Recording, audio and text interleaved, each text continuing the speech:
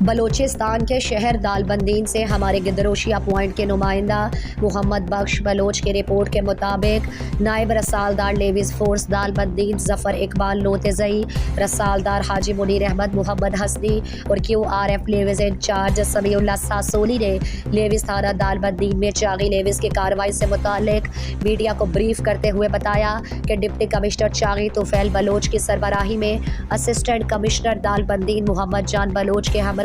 Levies force نے special گشت commander کریم نوتزئی، incharge levies check post گردی جنگل قدرت اللہ نوتزئی اور دفعہ شیر علی سنجرانی کے ہمراہ گردی جنگل کے قریب سے 2 خطرناک ملزمان عبدالوحید ولد محمود اور سمیر ولد عبدالمجید ساکنان فیصل کالونی دالبندین کو گرفتار کر کے ان کے قبضے سے 1 عدد کلاشنکوف بیمہ 5 عدد میگزین 80 روڈز اور 1 عدد پسٹل بیمہ 4 روڈز، 1 عدد M16 رائفل بیمہ 6 عدد میگزین اور مختلف وارداتوں میں استعمال ہونے والی سفید کلر کی ڈبل ڈور پک اپ گاڑی برآمد کر لی۔ گرفتار ملزمان میں کچھ عرصہ قبل گردی جنگل کے قریب لیویز فورس کی گشتی گاڑی پر فائرنگ کرنے کا الزام ہے۔ ملزمان دالبندین شہر کے مختلف چوری ڈکیتی کی وارداتوں میں ملوث ہے۔ ملزمان سے مزید تفتیش جاری ہے۔